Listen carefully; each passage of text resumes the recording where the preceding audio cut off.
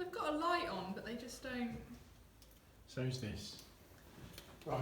They don't seem to actually We work. are wired for sound. We're wired.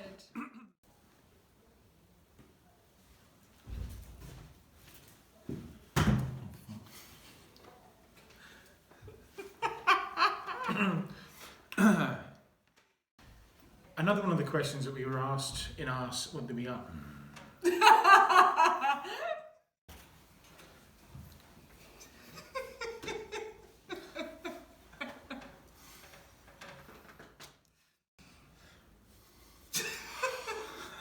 You've got to get it all out. We have, yes.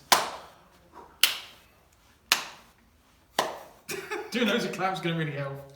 Well, I'm testing the sound. Oh, nice. I heard that. Welcome to Equal Lives YouTube. I'm Kimberly. I'm Jason.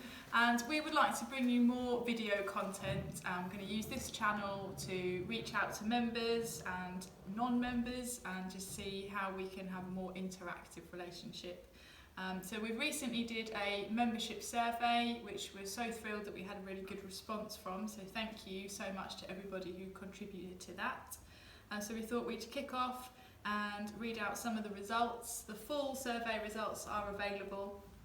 But we thought we'd just go through some of the answers, dispel any myths, and just chat to you about the results. So, one of the questions was, if you weren't a member, why weren't you a member? And one of the comments was that you didn't know how to become a member. So, in order to become a member, you can either do it online, so you can visit our website and we'll show you how to do that. And you can also email in, you can call it in, and we'll put all the details in the description and on the screen. But then we've got paper forms, so there's lots of different ways you can become a member, and we don't need too many of your details. We generally just need your name, email address if you'd like to receive our e-bulletin. And a few details about what you're interested in, so that we can make sure that we're tailoring information we send to you. Another one of the questions that we asked in the survey is if members knew what membership at Equal Lives consists of, and we were surprised to find out that 52% of you said no. So we'd like to clear up a few things, if we can, as to what membership with Equal Lives entails. We work in consultation with the disabled community in order to carry out valuable peer support work. We also work together to produce pieces of work to send letters off to government. It also makes us user-led, so we carry out the work that is informed and led by you, our members. So really, if you want to be involved, become a member. Next, we asked whether you feel that Equal Lives are representative of your views. So we had 56% people said yes, 5.8% said no, and 37% weren't sure.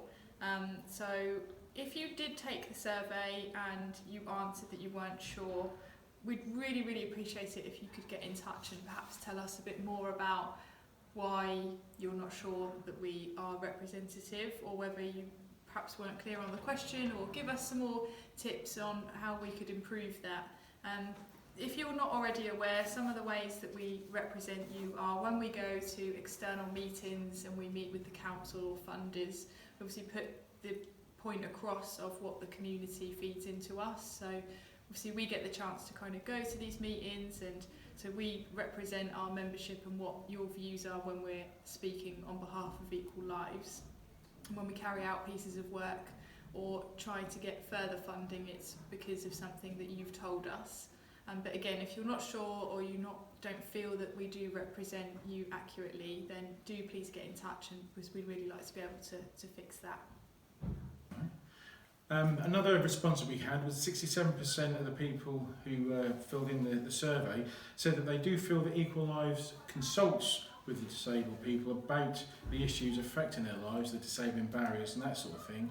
But 28% felt that they were unsure that Equal Lives consulted with disabled people. what we'd like to do is get feedback from yourselves in order to see how we can address this, in order so you feel that rather than 67%, we're heading towards the 100% of people and members feel that we are acting and working on your behalf.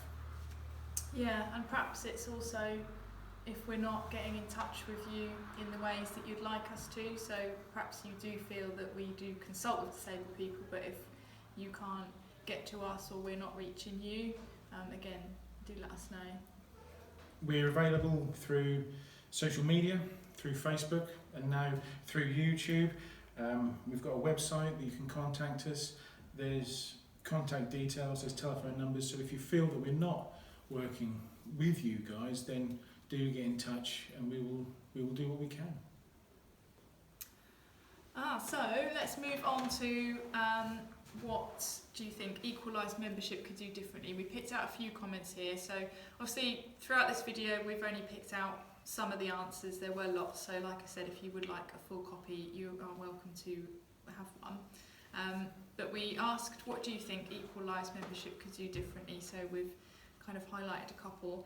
So somebody put, offer central support to member groups to allow them to continue their work, offer them support in admin, governance, resources, bookkeeping and accounts. This means we can continue the work they do without the resource-intensive tasks as outlined above. So yeah, with funding, we would 100% be happy to support groups with that kind of work. We have noticed when we go out that groups, they are declining, and then more often than not, there's kind of one or two strong individuals kind of leading and taking on lots of different roles. So when they move on for whatever reason, the groups are going to struggle. So yeah, definitely something that we'd consider with the appropriate funding. Another one that we had was not to be afraid to speak out and campaign on the issues that so vitally need highlighting. We're not afraid of campaigning. Obviously, if you've been a member with us for a little while, you will have noticed that we have changed the way that we campaign. So we don't necessarily protest anymore, and that kind of depends on the situation and the reasons behind why we would be protesting. But we've just found a more constructive way of working with our membership and working with the local authority or higher government, wherever it may be. And we'd rather work with our members to co-produce a tangible solution and move forward with it. None of these pieces of work are ever something that can be done overnight and are always going to take us, they're always going to be pieces of work that we're doing. But we try to steer it more away of being too political and kind of being a bit of a nuisance in the community to actually giving hard evidence, putting our best foot forward and coming up with solutions, and being in the room is a much better way of us being able to achieve that for you. What have we got next? The next one was move meetings to other venues. We do have venues all over Norfolk. We have a lot of member meetups where we go around and visit the different groups and visit members and find out what the issues are.